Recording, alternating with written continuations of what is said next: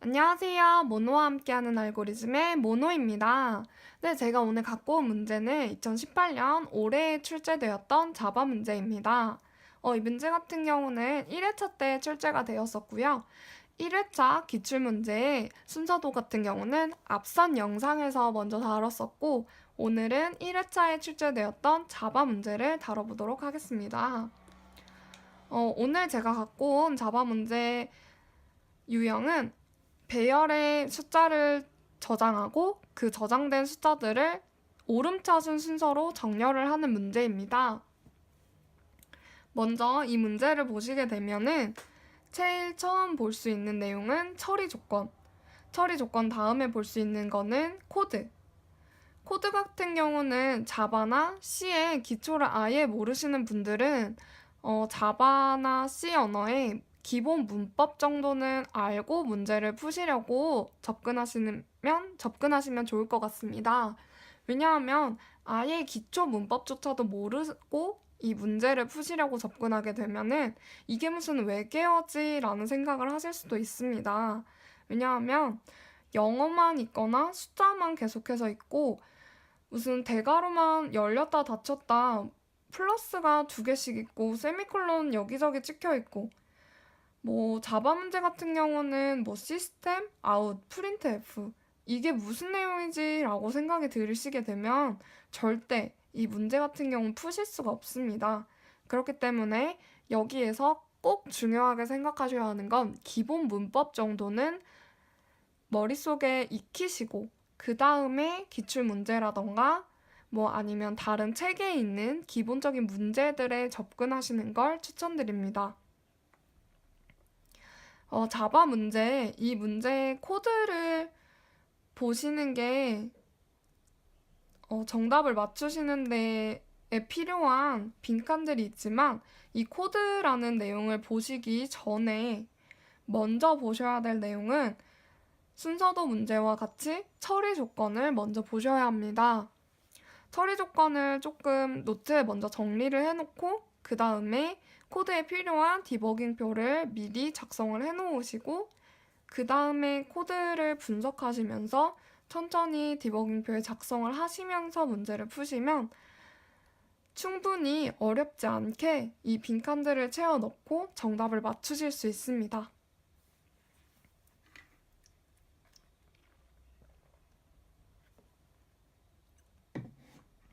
저 같은 경우는 자바 문제, C 문제, 순서도 문제에 가리지 않고 디버깅표를 기본으로 생각합니다.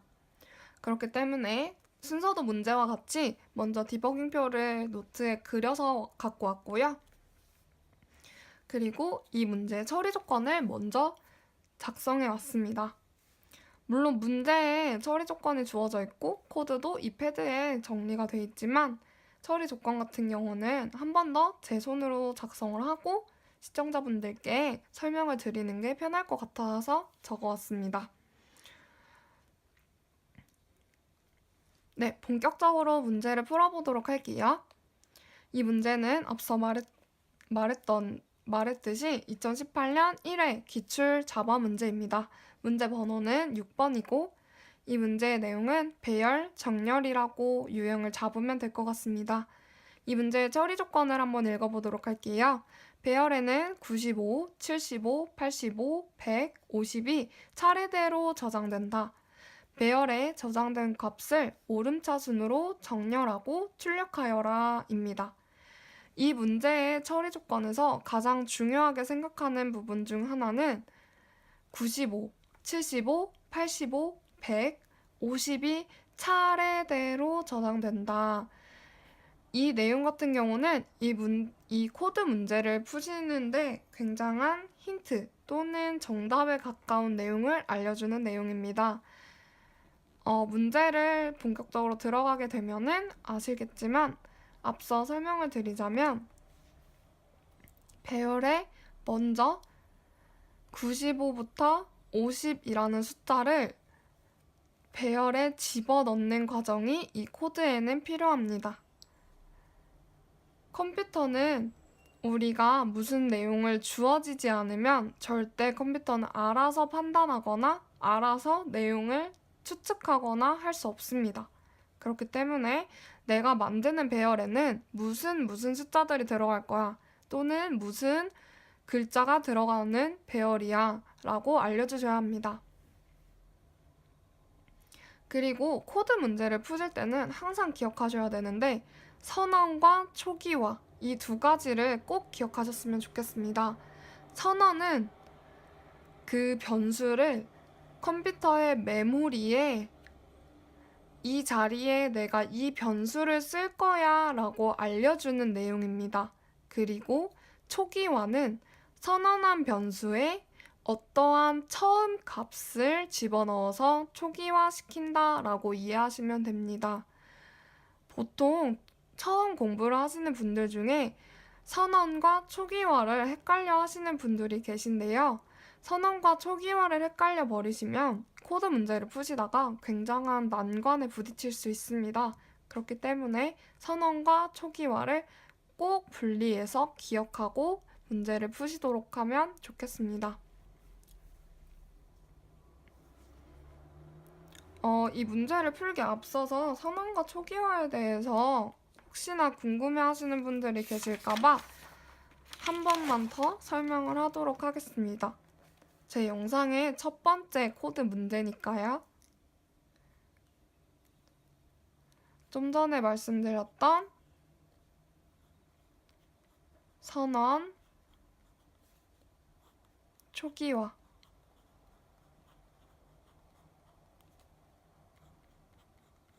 선언과 초기화에 대해서 설명을 드릴 텐데요. 혹시나 선언과 초기화에 대한 이론을 먼저 알고 계시는 분들은 이 부분 정도는 조금 스킵을 하셔도 상관은 없을 것 같습니다.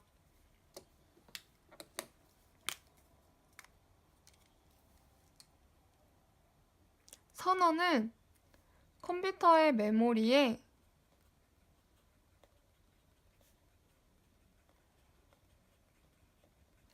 내가 사용할 변수를 이 자리에 넣겠다. 아니, 이 메모리 이 칸을 쓰겠다라고 선언하는 것입니다. 너의 이 자리에 i라는 변수의 내용을 담을 거야 라고 이해하시면 편합니다. 이 10번지의 메모리는 i라는 변수의 자리입니다. 만약에 선언만 하게 된다면 이 메모리의 자리에는 i라는 변수를 선언했고 내용은 아직 들어가 있지 않은 것입니다.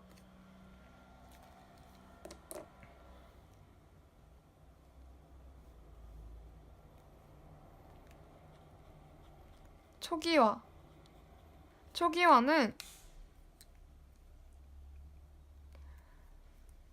먼저 자리를 지정해 놓았던 10번지의 메모리인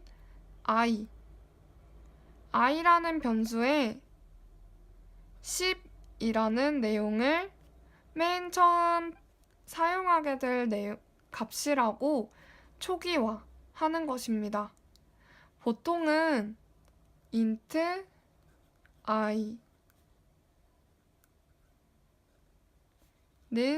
10 이렇게 선언과 초기화를 동시에 하는 경우가 많습니다. 하지만 선언과 초기화를 동시에 많이 한다고 해서 항상 선언과 초기화를 같이 하는 것은 아닙니다. 때에 따라서는 int i 하고 세미콜론 이렇게 끝 하고 이 코드가 쭉 내용이 가다가 i는 1 이런 식으로 초기화를 하는 내용이 뒤에 나올 수도 있습니다. 처음에는 변수를 선언만 하고 나중에 변수에 대한 초기화를 할 수도 있습니다. 이 내용을 헷갈려 하시면 코드 문제를 푸시는데 굉장히 많은 헷갈림이 찾아올 수 있습니다. 여기에서 갑자기 혼란이 오기 시작하면 문제를 푸시다가 맨 처음으로 돌아가셔야 되는 그런 불상사가 일어나니까 선언과 초기화는 맨 처음에 잡고 넘어가시면 좋을 것 같습니다.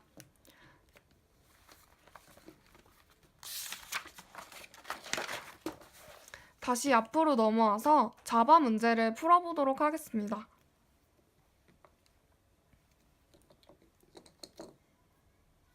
디버깅 표는 제가 설명하는 동안 그려놓으셨을 거라고 저는 믿어요. 항상 코드 문제나 순서도 문제를 풀 때는 디버깅 표를 그리셔야 문제를 굉장히 편하게 푸실 수 있기 때문에 저는 디버깅 표를 굉장히 중요하다고 말씀을 항상 드립니다.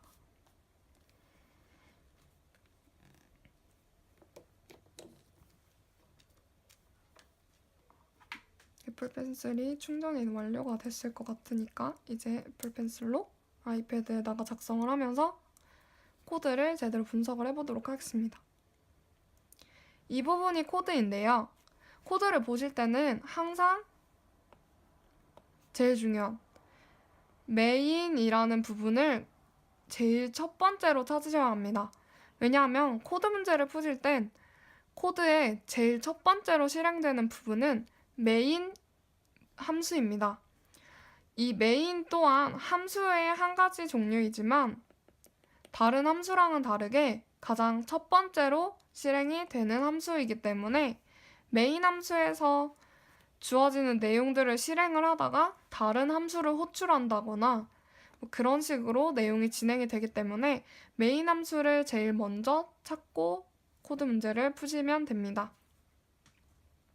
물론 지금 제가 풀려고 하는 이 자바 문제 같은 경우는 메인 함수가 끝이지만 제가 나중에 갖고 오게 될 문제 중에는 메인 함수와 또 다른 함수가 존재하는 문제들도 많이 등장할 것 같으니 꼭 메인 함수를 찾는 습관을 들여주세요.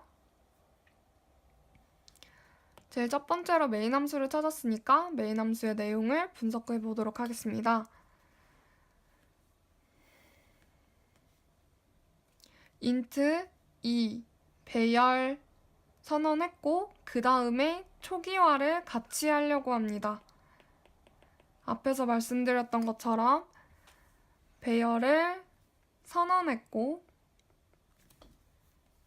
그 다음에 초기화를 같이 하려고 하는 모습이 보입니다. 앞서 말했지만 컴퓨터는 우리가 배열을 선언하고 어떤 내용을 넣어줄지 직접 알려줘야 이 배열에는 이러이러한 내용이 들어가는구나 라고 컴퓨터가 알 수 있기 때문에 초기화하는 과정이 필요합니다. 앞에서 배열에 어떤 내용을 차례대로 저장한다는 이 첫 번째 처리 조건이 큰 힌트가 될 수 있다고 말씀드렸는데요. 그 이유가 이 1번 문항을 푸는데 굉장히 도움이 되기 때문입니다. 이 1번 문제 내용 예상하신 분들도 계시겠지만 네, 맞아요. 이 95부터 50이라는 숫자를 넣는 배열에 숫자들을 넣는 초기화 과정에 95부터 50 이 숫자들이 필요하기 때문이었습니다. 2라는 배열에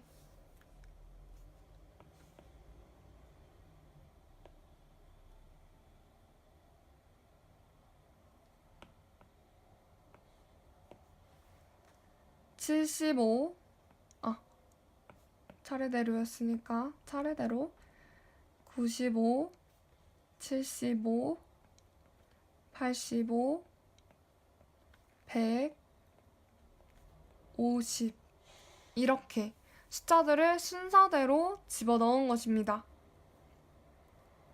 이 1번 문항 같은 경우는 정답을 쓰실 때 헷갈리시면 안 되는 게 이 배열을 이루는 대괄호를 같이 쓰시면 정답에서 틀리실 위험이 있습니다. 왜냐하면 먼저 대괄호는 주어졌고 우리한테 원하는 내용은 이 숫자 부분만 원하는 것입니다. 이 1번 문항의 괄호의 위치를 보시면 어떤 내용을 집어넣어야 하는지 알 수 있겠죠?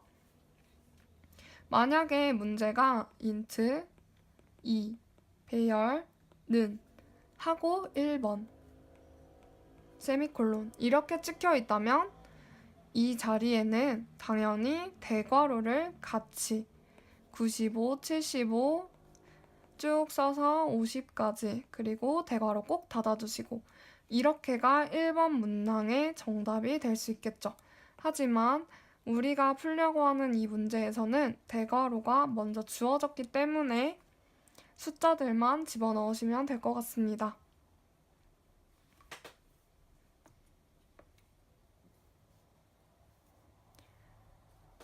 1번 정답.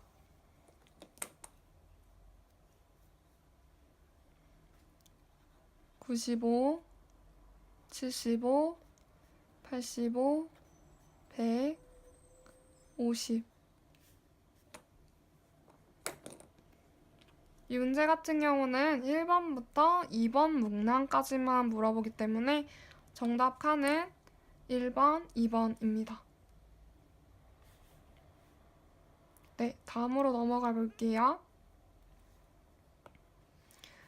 95부터 50까지 2라는 배열에 초기화를 했고 그 다음에는 int i는 0 해서 앞에서도 설명드렸지만 int i는 0 세미콜론 이렇게 해서 문장의 종료를 세미콜론이라는 기호로 알렸고 int i를 선언하고 그 다음에 0이라는 숫자를 i라는 변수에 초기화시킨 것입니다.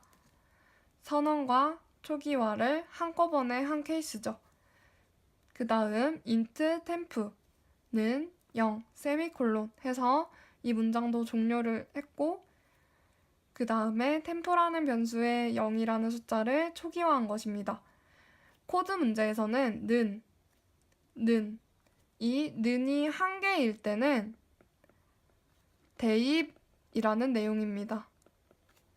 는이 두 개라면 같아 라고 묻는 내용입니다. 또박또박 다시 써볼게요. 같아 라고 생각하시면 됩니다.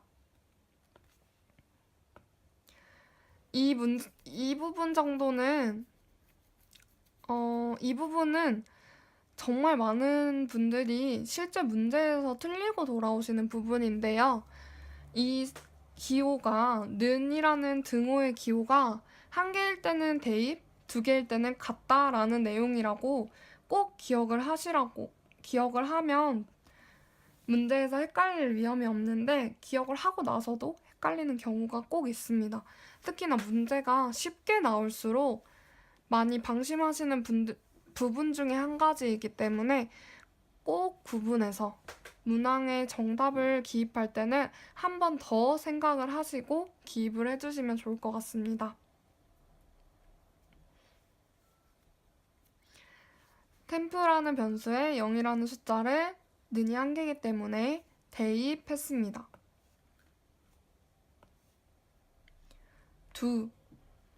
이 문법 같은 경우는 여기가 아니네요. while이라는 while 문법입니다. 이 문법 같은 경우는 반복문의 일종인데요. 반복문의 종류 중 한 가지예요. 반복문의 종류에는 for, while, do while 이렇게 있는데요. 그 중에 do while 반복문 같은 경우는 do라는 대괄호가 열린 이 구문이 맨 처음 무조건 실행이 되고 그 다음에 while 뒤에 적혀 있는 이 부분의 조건을 판단합니다. 조건 판단을 해서 조건이 맞으면 다시 do 부분에 있는 코드를 실행하고 만약에 no라면 조건이 틀리다면 이 두 부분으로 돌아가지 않고 이 세미콜론 다음 내용을 실행하게 됩니다. 이 문제 같은 경우는 좀 헷갈리실 수 있는 부분이 do, while 이렇게 한 세트가 있고 do, while 이렇게 해서 두 번째 세트가 있습니다. 이 do, while 반복문이 두 개 반복되는 문제입니다. 중첩돼 있다고 표현하는데요. do, while이 do, while 문 안에 중첩돼 있습니다. 총 두 개의 do, while 문을 푸셔야 하는 문제인데요.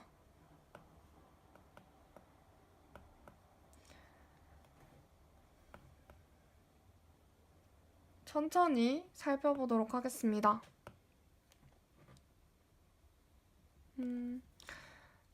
첫 번째 두 실행문이 실행되면 대괄호 안에 있는 내용들이 실행되는데 int j는 I, 세미콜론 이렇게 문장의 종류를 알렸고 그 다음에 int j라는 변수를 선언하고 는 i라는 내용으로 i의 값을 j라는 변수에 대입한다 라는 내용입니다.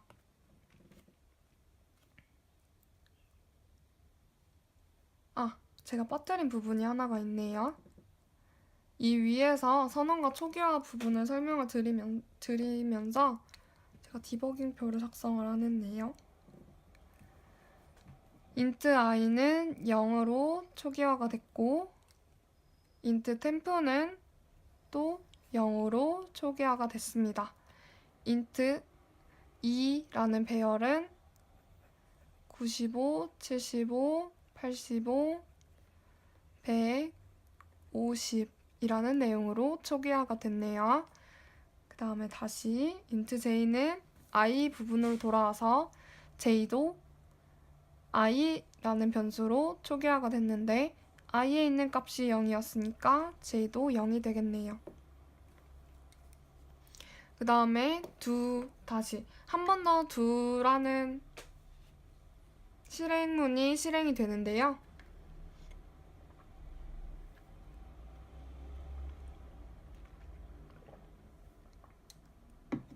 여기에서 2번 문항을 맞닥뜨리게 됩니다.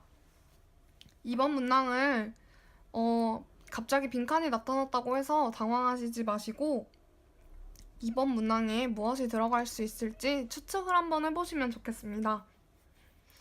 이 2번 문항을 푸실 때 추측을 할 수 있는 내용은 2번 문항이 if문은 조건문이죠. 조건문을 2번 문항으로 인해서 조건문이 어떠한 것을 yes인지 no인지 판단을 해서 yes라면 이 세 줄 내용을 실행하고 no라면 이 대괄호를 빠져나가고 그 다음에 있는 내용을 실행하게 되겠죠. 조건문을 판단했을 때 yes인지 no인지 yes라면 대괄호 안에 있는 내용을 실행한다. 이것을 기억하신 상태로 이 대괄호 안에 있는 내용을 조건문이 yes이면 어떤 내용을 실행하는지 한번 봐볼게요. temp라는 변수가 나오고 temp의 이 i번째 이 배열에 있는 내용을 temp라는 변수에 집어넣고 i번째 이 배열에 j번째 이 배열의 내용을 대입하고 j번째 이 배열에 temp라는 변수에 있는 값을 대입한다 라는 내용인데요. 항상 는이 한 개면 대입입니다. 대입은 오른쪽에서 왼쪽으로, 오른쪽에 있는 내용을 왼쪽으로 대입한다 라고 꼭 기억해 주세요. 어제 제작했던 영상에서 다뤘던 내용 중에 swap이라는 내용이 있었는데요. 어제 영상을 보셨던 분들은 아시겠지만 이 swap은 앞쪽에 있는 내용과 뒤쪽에 있는 내용을 서로 맞바꾸는 내용입니다. 하지만 이 오른쪽에 있는 내용을 왼쪽에 그냥 무작정 대입을 해버리면 왼쪽에 있는 값이 그림을 다시 그려보도록 할게요. 스왑이라는 내용인데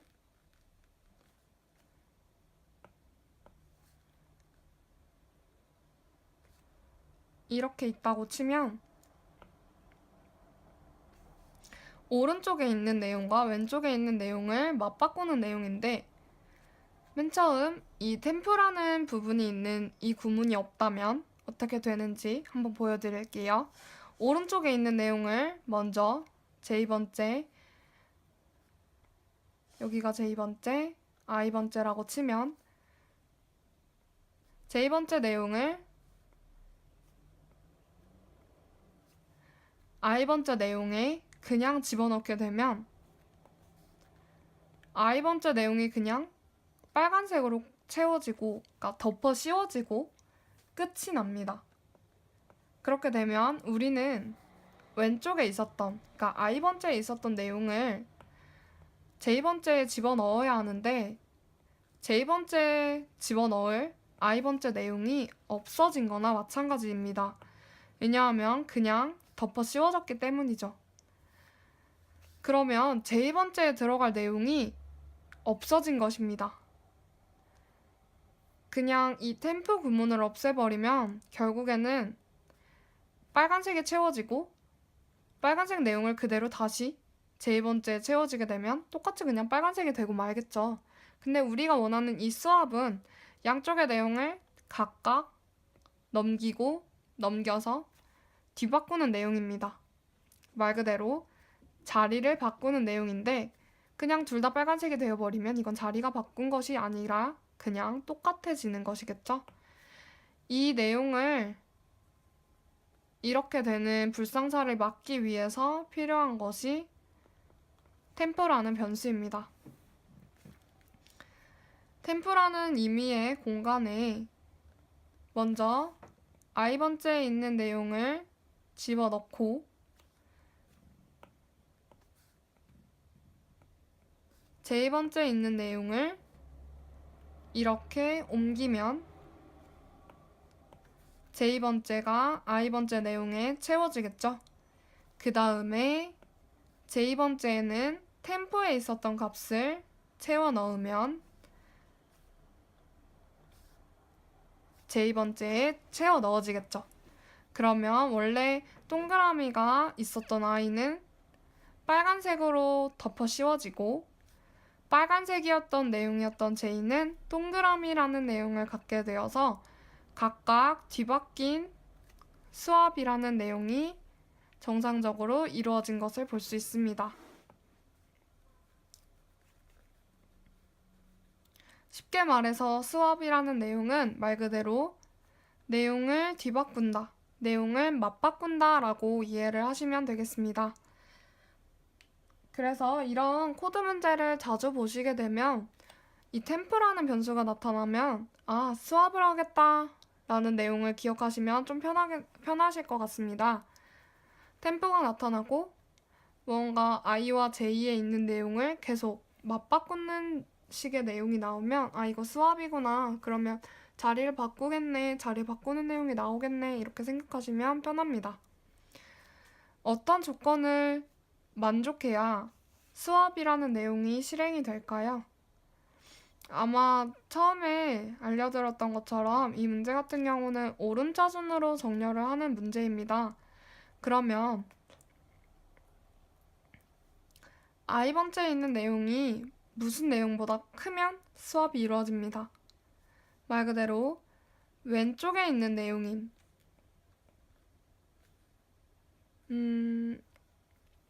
i번째를 왼쪽이라고 설명을 드리는 이유는 이거는 문제를 좀 진행을 해야 말씀드리기 편할 것 같은데 이 배열을 오름차순으로 정렬을 하려면 왼쪽에 있는 내용과 오른쪽에 있는 내용을 계속해서 비교를 해서 오른쪽에 있는 내용보다 왼쪽에 있는 내용이 크면 자리를 바꾼다라는 그런 규칙을 성립을 하는 문제입니다. 그래서 이 문제 같은 경우는 제2의 조건과 i의 조건을 살펴보면 좋은데 제2의 조건은 5번. 말 그대로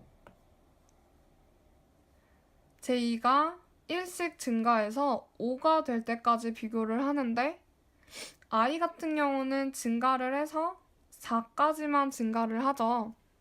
이게 무슨 내용이냐면 배열이 5칸일 때 그림을 다시 그려보도록 할게요. 배열이 5칸일 때 i는 하나, 둘, 셋, 넷까지만 가면 되고 j 같은 경우는 하나, 둘, 셋, 넷, 5까지 가야 되는 거예요.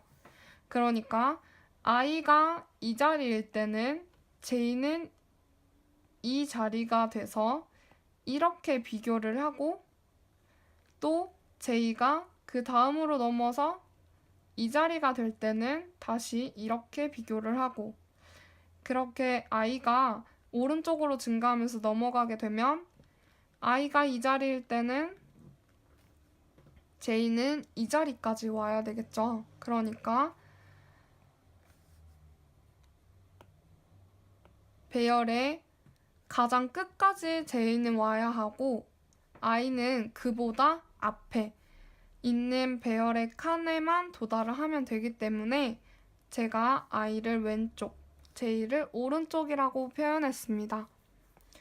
혹시나 이 내용 왜 i를 왼쪽, j를 왜 오른쪽으로 설명해? 라는 게 이해가 안 가시면 지금 당장은 이해를 하실 필요는 없을 것 같고요. 문제를 쭉 풀다 보면 왜 i가 왼쪽이고 j가 오른쪽인지 자연스럽게 아실 수 있을 것 같습니다. 헷갈리실 수 있으니 왼쪽 오른쪽이라는 말보다는 그냥 i와 j라는 말을 해볼게요.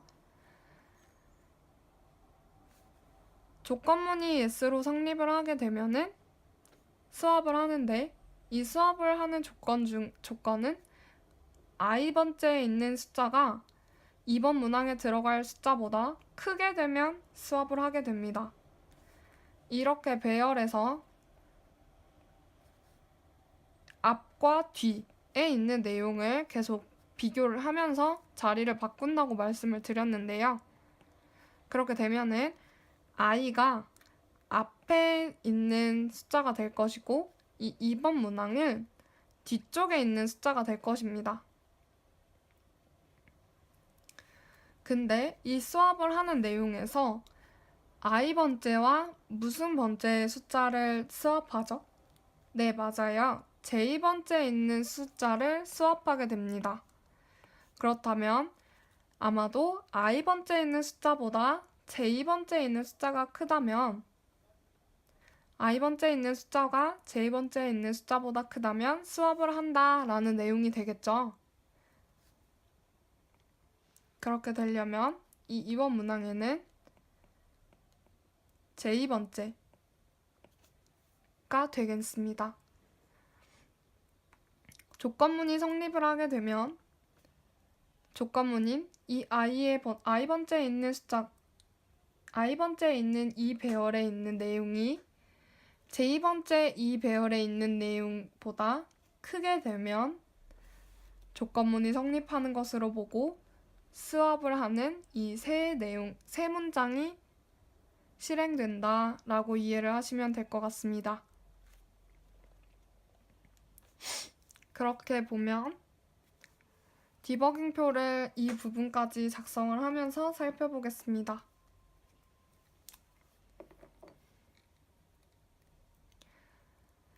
j는 i가 되었으니까 0, 0까지 작성을 했었죠. 두 구문을 한번 실행해 보도록 할게요. if 이 i 크다 이 j i번째에 있는 숫자 0번째에 있는 숫자 95, J번째에 있는 숫자 95, I번째에 있는 숫자를 한번 써볼게요. 95, J번째도 95. 똑같이 0번째니까 95가 되겠죠? 95와 95를 비교했을 때 I번째 크지 않아요. 그러니까 이 조건문은 성립하지 않으니까 빠져나가고, 대괄호, 이 조건문의 대괄호 끝에 존재하는 J++ 세미콜론 이 문장을 실행하게 됩니다. 이 문장 같은 경우는 플러스 1 증가한다는 내용입니다. J++니까 J라는 값